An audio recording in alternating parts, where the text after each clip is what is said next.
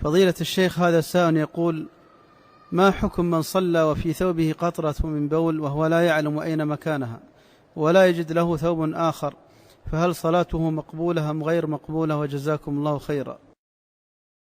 بسم الله، الحمد لله، والصلاة والسلام على خير خلق الله وعلى آله وصحبه ومن والاه. أما بعد، فإذا وقعت القطرة من النجاسة من البول أو الغائط على الثوب فإنه نجس، ولا يجوز للمصلي أن يصلي فيه، لأن الله سبحانه وتعالى قال: وثيابك فطهر، فدل على الشراء على أنه يجب على المصلي أن تكون ثيابه طاهرة. وبناء على ذلك فإنه إذا صلى في ثوب فيه نجاسة لم تصح صلاته، لأن من شرط صحة الصلاة طهارة البدن والثوب والمكان الذي يصلي فيه من النجاسة. وكونه لا يعلم أين مكان القطرة هذا ليس بعذر، لأنه متحقق أن الثوب فيه نجاسة، وكونه على يقين من أن الثوب أصابته النجاسة فهو على يقين بأن الثوب نجس. وإذا أصابت النجاسة ثوبا أو فنيلة أو سروالا وتحقق من إصابتها ولا يعلم أين مكان الإصابة لزمه غسل الثوب كاملا، أي يغسل جميع الثوب. وأما إذا كانت منحصرة في مكان فإنه يغسل ما يغلب على الظن به غسلها.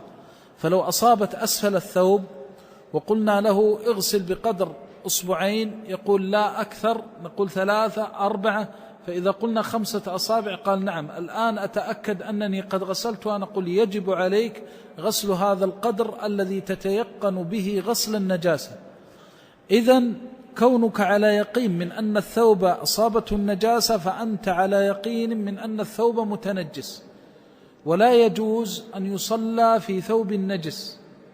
وأما بالنسبة لكونك صليت مع علمك بأن الثوب متنجس فهذا لا إشكال في كون الصلاة لا تصح، وعليه فإنه يلزمك أن تعيد هذه الصلاة، حيث لا يصح أن يصلي الإنسان في ثوب نجس ولا على مكان نجس. ولذلك قال صلى الله عليه وسلم: لما بال الأعرابي في المسجد أريقوا على بوله سجلا من الماء، فأمر بتطهير المكان الذي يصلى فيه، فيلزمك إعادة هذه الصلاة. يقول: ولا أجد ثوبا غير هذا الثوب. الذي عنده ثياب لا يخلو من حالتين: إما أن يكون مراد السائل بالثوب ما كان زائدا على ستر العورة، وإما أن يكون مراده الثوب الذي تستر به عورته.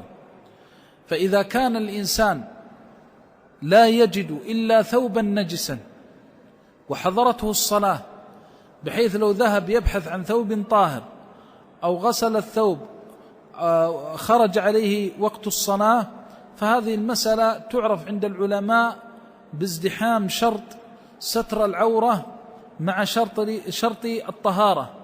قال بعض العلماء: يصلي ولو عاريا وتصح صلاته، لأن هذا عذر شرعي كالعذر الحسي، وحينئذ يقدم شرط الطهارة على شرط ستر العورة.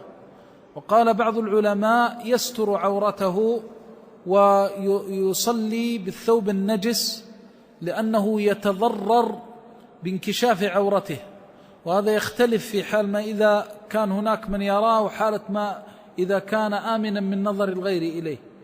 فالذين يقولون إنه يقدم شرط ستر العورة قالوا لأن الآدمي يتضرر والمصلي يتضرر بانكشاف عورته، وإذا ازدحم الحقان حق الله وحق المخلوق قدم حق المخلوق، لأن حقوق الله مبنية على المسامحة.